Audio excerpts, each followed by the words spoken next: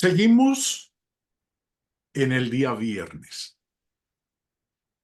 El Señor ya se encuentra en la cruz.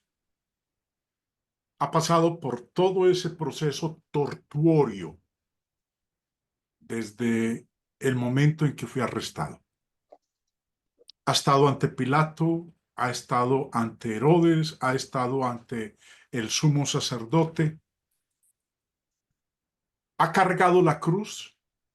Simón de Cirene ha sido escogido para que le ayude a llevar la cruz. Han intentado darle a beber vinagre, vino con vinagre, pero lo ha rechazado, porque él quiere estar totalmente consciente de todo este evento en el cual él es el protagonista. Dos ladrones han sido crucificados junto con él. Y un evento interesante va a ocurrir en un instante. Por eso quiero que le prestemos atención a lo que vamos a leer a continuación. Porque uno de ellos, uno de esos dos ladrones, se va a arrepentir. Mateo escribe lo siguiente y nos dice: entonces crucificaron con él a dos ladrones, uno a la derecha y otro a la izquierda. A veces se hace un poco interesante prestarle atención a los detalles, porque en este versículo nos habla de dos ladrones. Ahora, la palabra que utiliza Mateo aquí para ladrón no es la palabra común para ladrón, sino que está hablando es de un malhechor, de un salteador. El término griego es este. Y nos dice el señor Vine que este término, lestes, que aquí es traducido como ladrón al castellano, no se está refiriendo a un simple ladronzuelo, a alguien que le arrebató a uno un reloj o el celular, sino de que está hablando es de uno que asalta abiertamente y con violencia. Dice el señor Vine, ladrón, bandido, salteador, uno que asalta abiertamente y con violencia. O sea, pues, este ladrón o estos ladrones de los que está hablando aquí no son unas joyitas, son personas realmente malas. Hombres que habían cometido robos y asesinatos. Pues no parece que se crucificara personas simplemente por robar. Lucas en el capítulo 23 no dice ladrones, dice malhechores. Y uno de los malhechores que estaban colgados le injuriaba. Sabemos por Josefo, el historiador judío,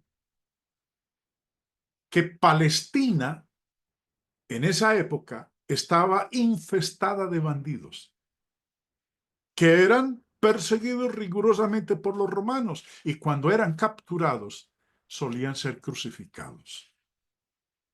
Leamos la nota del historiador Josefo, donde dice: cuando Festo pasó a Judea con motivo de las fiestas, encontró a la ciudad asolada por los ladrones que incendiaban y saqueaban todas las aldeas.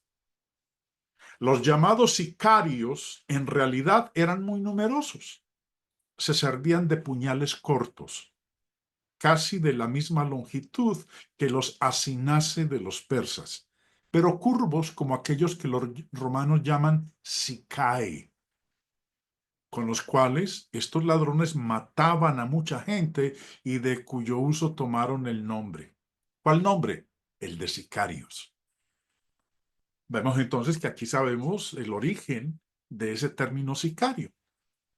Por esa daga, ese puñal que usaban este tipo de ladrones, de malhechores, que los romanos llamaban sicai. Porque no era meramente decirle, deme lo que tiene, sino que dejaban a la persona malherida o en muchos casos la asesinaban. Durante los días festivos, como antes dijimos, mezclados con la multitud que venía de todos lados por razones religiosas, mataban a los que querían sin dificultad ninguna.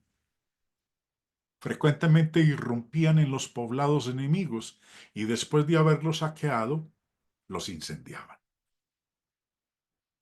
Sin duda, estos dos criminales, estos dos ladrones, habían sido sorprendidos con las manos en la masa en algún acto de robo y asesinato. Y fue una exquisita malicia la que trató a Jesús como su camarada y cómplice, tratando de presentarlo como si él fuera el jefe o el líder de estos ladrones. Esto pues, para que nos demos cuenta nosotros de este pequeño detalle. Como dice la escritura, uno fue crucificado a la derecha y el otro a la izquierda. En medio estaba el Señor, como si fuera el líder, el cabecilla de esta banda. Ahora, pero es bueno que nos hagamos la pregunta, ¿por qué Jesús fue crucificado entre salteadores? Bueno, podríamos decir que el objetivo era dar a entender que era el peor criminal de los tres. Indicar que él, el Señor, era otro malhechor más y de esa manera aumentar la vergüenza y humillación de su muerte. Eso de crucificar a Jesús entre dos delincuentes conocidos lo hicieron las autoridades a propósito para humillar a Jesús ante la gente, equiparándole a esos otros criminales. Marcos dice en el capítulo 15, versículo 28, y se cumplió la escritura que dice, y fue contado con los inicuos. De esta manera, nuestro Señor, su nombre fue inscrito como si estuviera en sentencia de muerte. Recuerda la lección que tuvimos hace unos días cuando veíamos la inscripción que Herodes había mandado a hacer, en donde se colocaba el nombre del señor, el nombre del delincuente, del criminal y la causa por la cual lo estaban crucificando. Como si Jesús, como si nuestro Señor fuera como uno de ellos. La cruz de él fue colocada en el centro entre los dos ladrones, lo que cumplió la escritura, la profecía. Una profecía de 600 años con antelación.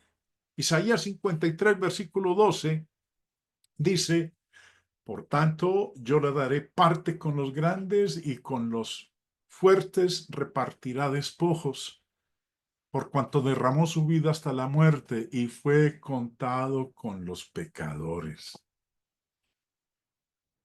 El Señor cumplió esa profecía, como lo acabamos de leer en Marcos, capítulo 15, verso 28, y fue contado con los inicuos, fue contado con los pecadores. Continuando, Lucas en el capítulo 23 dice en el verso 39, y uno de los malhechores que estaban colgados le injuriaba, si tú eres el Cristo, sálvate a ti mismo y a nosotros. Esta parte que estamos leyendo nosotros acá, Lucas nos dice que era uno de los malhechores. Pero Mateo, en el capítulo 27, da esta información.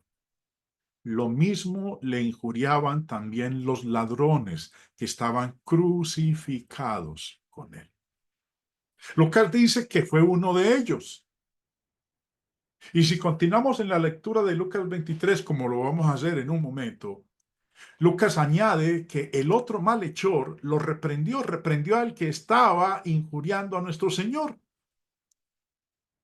Sin embargo, el relato de Lucas puede conciliarse fácilmente con el de Mateo, suponiendo que al principio ambos injuriaban al Salvador y que Mateo habla de este hecho. Después, uno de ellos se arrepintió y se arrepintió tal vez por haber presenciado los padecimientos, los pacientes sufrimientos de Cristo. Ahora, Lucas habla de este en particular. O puede ser que Mateo atribuya a ambos lo que es verdad de uno de los criminales. Nosotros sabemos, como lo hemos visto en otras ocasiones, que los evangelistas, cuando por razones de brevedad evitan particularizar, a menudo atribuyen a muchos lo que dicen o hacen personas individuales, queriendo decir simplemente que lo hicieron uno o más de ellos, sin especificar a quién. Ahora, pero retomemos lo de Lucas 23. Y uno de los malhechores que estaban colgados le injuriaba diciendo, si tú eres el Cristo, sálvate a ti mismo y a nosotros. Respondiendo el otro, le reprendió diciendo, ni aún temes tú a Dios estando en la misma condenación. Nosotros a la verdad justamente padecemos porque recibimos lo que merecieron nuestros hechos, mas este ningún mal hizo. Resumiendo, uno de los ladrones comenzó a insultar a Jesús diciéndole que si él era el Cristo, que se salvara a sí mismo y a ellos. Pero el otro le reprendió y le dijo que debía temer a Dios, porque ambos habían sido justamente castigados por su culpa, mientras que Jesús no había hecho nada mal. Hay muchas historias fantásticas, fábulas, con respecto a estos dos ladrones.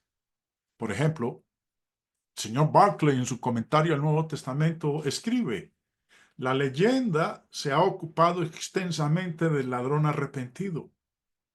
Se le identifica por el nombre de Dismas, Demas o Dímaco. Una leyenda lo convierte en una especie de Robin Hood que robaba a los ricos para dárselo a los pobres. Ahora, el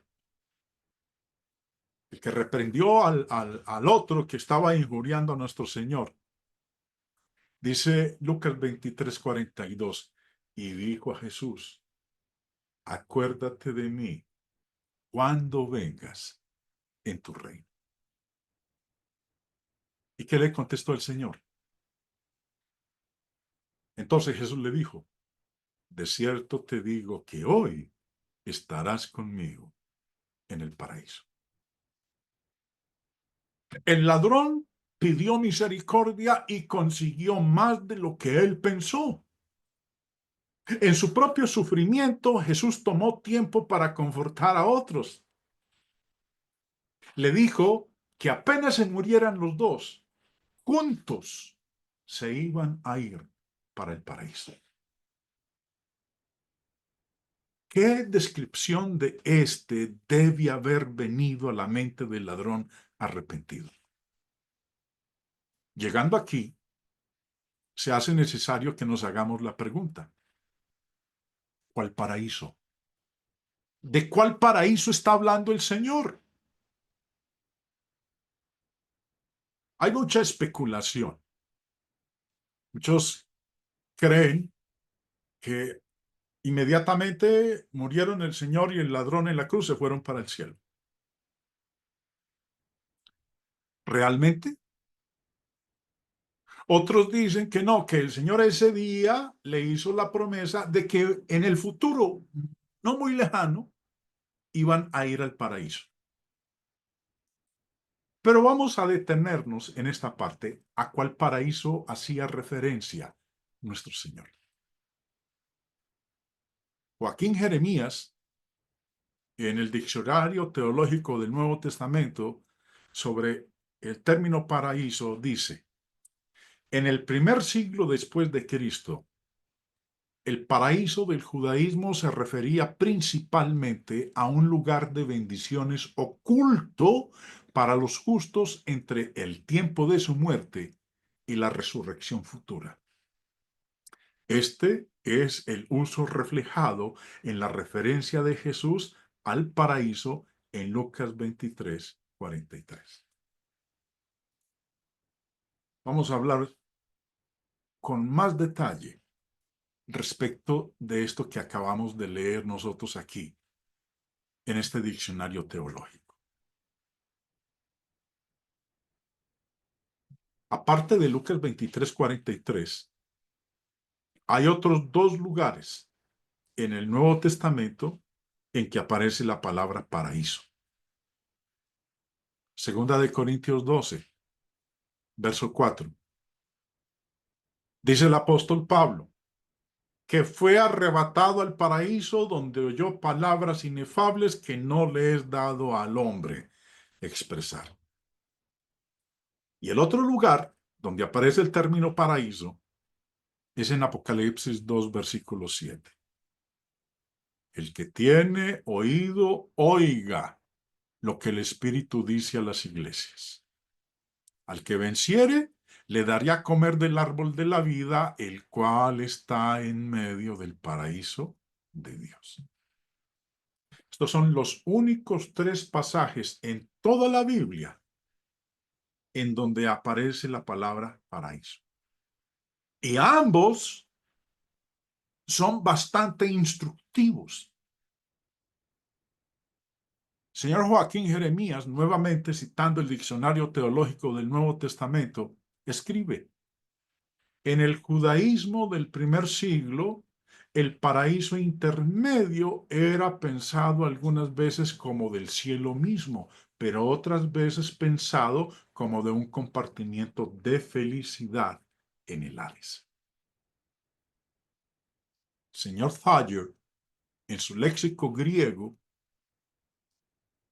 después de notar las definiciones básicas, escribe: paraíso, esa parte del Hades que era pensada por los judíos posteriores ser la morada de las almas de los piadosos hasta la resurrección. Nosotros estamos esperando la resurrección, estamos esperando que el Señor Jesús vuelva por segunda vez, no sabemos cuándo será, porque cuando Él venga por segunda vez en el día postrero va a ocurrir la resurrección. Mientras tanto, mientras ocurre ese evento de la resurrección, las personas, cuando mueren, las personas justas, cuando mueren, las almas piadosas, cuando mueren, se van para el paraíso. ¿Que en dónde queda? En el Hades. Este diagrama lo conocen muchos de ustedes porque en lecciones de meses atrás, de años atrás, ustedes me han escuchado, han tenido la oportunidad de ver este mismo diagrama en donde lo he presentado en las lecciones que tienen que ver básicamente con lo que el Señor dijo acerca del rico y Lázaro. Lo que ocurrió cuando Lázaro murió, a dónde se fue y también el rico. Entonces, las palabras del Señor Jesús, cuando le dijo al ladrón en la cruz: hoy estarás conmigo. Lucas 23:43, de cierto te digo que hoy estarás conmigo en el paraíso. El Señor no le dijo que se iban a ir para el cielo. Hechos 2:31, hablando de las palabras del rey David, y la cita el apóstol Pedro en su sermón en el día de Pentecostés, hablando del rey David, dice, viéndolo antes, habló de la resurrección de Cristo. El rey David en el Antiguo Testamento habló de la resurrección de Cristo. ¿Y qué dijo? Que su alma no fue dejada en el Hades, ni su carne vio corrupción. Cuando el Señor muere en la cruz, cuando su alma se separa del cuerpo, su alma se fue para el Hades. ¿Pero a qué sección del Hades? A un lugar que se llama el paraíso. No se fue para el cielo, porque cuando el Señor 3 días después resucita de entre los muertos, la primera persona a quien Él le habla es a María. Perdón, sí, a María. María Magdalena. Y le dice, Jesús le dijo, suéltame. Juan capítulo 20, verso 17. Ella ha ido al sepulcro, el Señor se le ha aparecido, ella cree que es el jardinero, el hortelano, pero cuando el Señor le habla y ella se da cuenta que es el Señor, ella lo agarra y el Señor le dice, suéltame, porque todavía no ha subido el Padre. El Señor murió hace 3 días, el viernes. Nos encontramos ahora en Juan 20, en el domingo. Han pasado 3 días y el Señor le dice a María, aún no he subido a mi Padre. ¿Y dónde habita el Padre? En el cielo. Por eso le dice, suéltame. Ella no lo quería soltar, lo tenía agarrado. Hacía 3 días había muerto y recuerden que eso fue un dolor horrible para sus discípulos y para María en particular. Y el Señor le dijo, suéltame María, porque todavía no ha subido al Padre. El Señor va a subir al Padre 40 días después, 10 días antes del Pentecostés. ¿Dónde estuvo el Señor durante esos 3 días después de que entregó su espíritu, su alma se separó del cuerpo? Estuvo en el Hades, en un lugar que se llama el paraíso.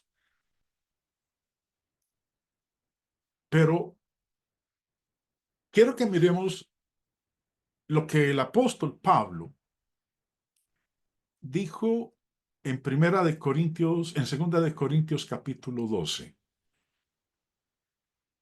Leamos empezando en el verso 2.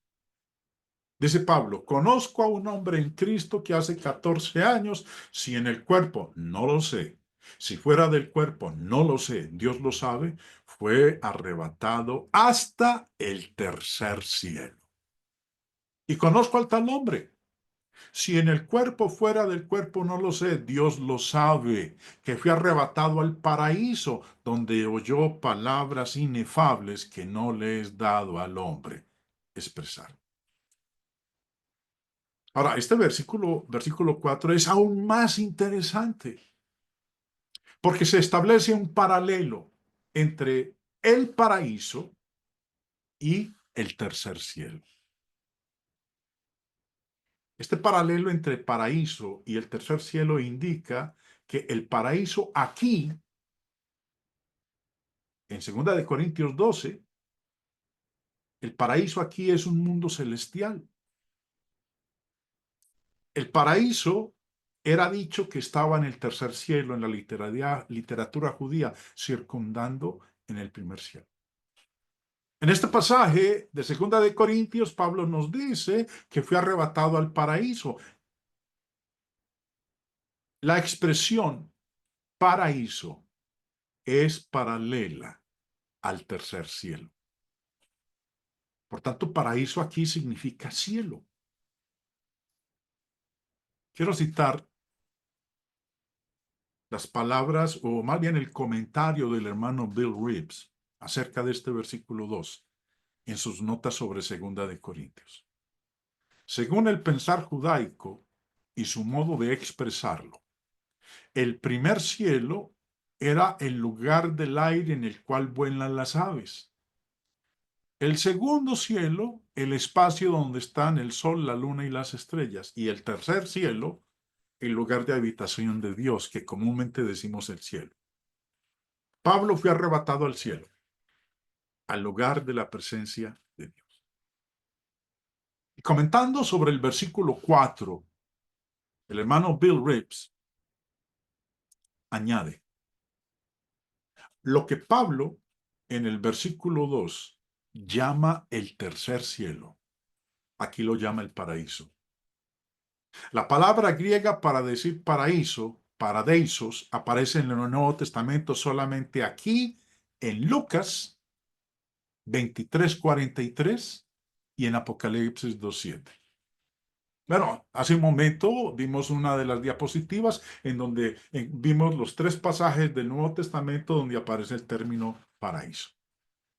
Pero continuemos con el comentario del hermano Bill Rips. En Lucas 23:43, la referencia, cuando el Señor le dijo al ladrón en la cruz, hoy estarás conmigo en el paraíso, dice, la referencia de Lucas 23:43 se hace al lugar o estado en el Hades, en el que las almas de los salvos, encomendados al cuidado de Dios, esperan el día de la resurrección. Recuérdese que Cristo no ascendió al Padre aquel día, Él no fue al cielo. En Apocalipsis 2:7, la palabra griega paradeisos se usa figurativamente para indicar el lugar de supremo gozo y salvación para los redimidos. Es figura del cielo, donde mora Dios. Pero vamos a mirar los textos en la Biblia, donde aprendemos de esos 3 cielos. Los 3 cielos acorde a la Biblia. Recuerden que Pablo dijo que un hombre que él conocía fue arrebatado hasta el tercer cielo. El primer cielo se refiere a la atmósfera de la tierra.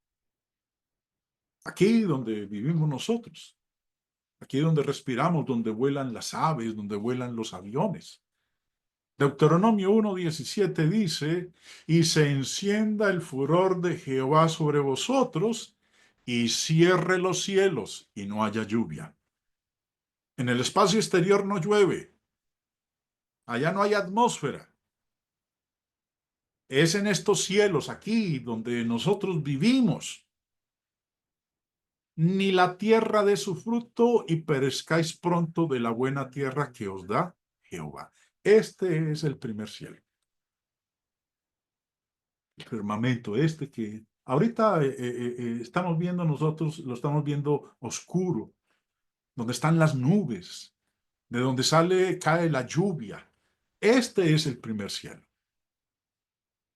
El segundo cielo, el espacio exterior. Salmo 19, verso 1. Los cielos cuentan la gloria de Dios y el firmamento anuncia la obra de sus manos. Los cielos cuentan la gloria de Dios y el firmamento. Si usted puede asomar ahorita la cabeza por la ventana de su lugar de residencia, verá que allá en el firmamento aparecen las estrellas. Los cielos es el firmamento. Por toda la tierra salió su voz y hasta el extremo del mundo sus palabras. En ellos puso por tabernáculo para el sol. ¿En dónde está el sol? En los cielos, allá en el firmamento. De un extremo de los cielos es su salida y su curso hasta el término de ellos, y nada hay que se esconda de su calor. Ese es el segundo cielo, ese es el segundo cielo. El espacio exterior, donde está el sol, la luna, las estrellas, los planetas. Y el tercer cielo, donde habita Dios. En el Salmo 103 dice el verso 19, Jehová estableció en los cielos su trono. Ese es el tercer cielo. Allá es donde está ese paraíso donde el hombre del cual habla Pablo en 2 de Corintios 12 fue arrebatado. Allá no fue el Señor con el ladrón en la cruz. El Señor fue a otro paraíso, a lo que se conoce como el paraíso intermedio. Pero antes de entrar en detalle a ese punto, lo que acabo de mencionar, Apocalipsis 2:7 dice, al que venciere, le daré a comer del árbol de la vida, el cual está en medio del paraíso de Dios. Este no es el paraíso intermedio, a donde fue el Señor con el ladrón en la cruz, es el ladrón que se arrepintió. A donde fue Lázaro cuando murió. Apocalipsis nos dice aquí que en este paraíso, se halla el árbol de la vida. ¿Dónde está el paraíso de Dios? Donde está el árbol de la vida. Apocalipsis 22 coloca el árbol de la vida en este lugar. Miren lo que dice, verso 1. Después me mostró un río limpio de agua de vida, resplandeciente como cristal, que salía del trono de Dios y del Cordero. En medio de la calle de la ciudad y a uno y otro lado del río estaba el árbol de la vida, que produce 12 frutos, dando cada mes su fruto, y las hojas del árbol eran para la sanidad de las naciones. Miren que el verso 2 menciona el árbol de la vida, del mismo que leímos hace un momento en Apocalipsis 2:7. Y este árbol de la vida, ¿en dónde se halla? Donde está el trono de Dios y del Cordero. ¿Y dónde está el trono de Dios? En los cielos. Apocalipsis 22 coloca el árbol de la vida donde está ubicado el trono de Dios.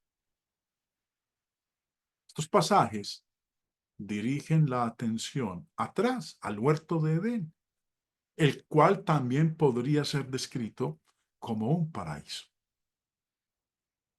Segunda de Corintios 12, Pablo describe una experiencia que tuvo. No sabía exactamente qué sucedió.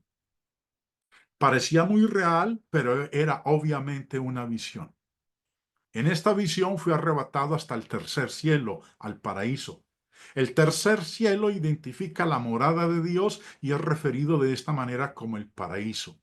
De esta manera, en concordancia con los pasajes en Apocalipsis, está usando paraíso para referirse al cielo. En Lucas 23:42, uno de los hombres crucificados con Jesús, uno de los ladrones, le dijo al Señor: acuérdate de mí cuando vengas en tu reino. Y Jesús respondió a esto diciendo, entonces Jesús le dijo, de cierto te digo que hoy estarás conmigo en el paraíso. Este paraíso no queda donde está el trono de Dios. Este paraíso es un paraíso intermedio que se encuentra en el Hades. Porque recuerden lo que profetizó el rey David y que cita el apóstol Pedro en Hechos 2 en el día de Pentecostés. Hechos 2:31. Viéndolo antes, habló de la resurrección de Cristo, que su alma no fue dejada en el Hades, ni su carne vio corrupción. ¿A dónde fue el alma del Señor? Al Hades. ¿A qué lugar en el Hades? Al paraíso. Porque recuerden que el Hades se divide en dos secciones. Uno es el paraíso o seno de Abraham y el otro es el lugar de tormento.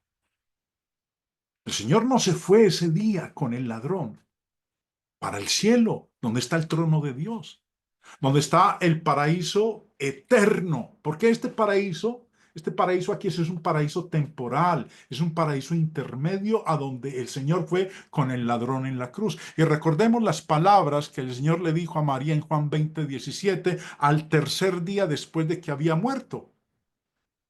El Señor muere el viernes. Cuando muere a las 3 de la tarde, se va con el ladrón en la cruz para el paraíso intermedio, para el paraíso temporal. 3 días después, el domingo, resucita y se le aparece a María. Y María, cuando lo ve, lo agarra y no lo quiere soltar, y el Señor le dice, suéltame, porque todavía no he subido al Padre. Aún no ha ido al paraíso que está en el tercer cielo, donde mora Dios, donde está el trono de Dios. Pero ve a mis hermanos y diles, subo a mi Padre y a vuestro Padre, a mi Dios y a vuestro Dios. ¿Y cuándo subió al Padre? 40 días después de su resurrección. 10 días antes del día de Pentecostés. ¿Sí? Ese ladrón se fue para el paraíso con el Señor Jesús ese mismo viernes, después de las 3 de la tarde, cuando murieron.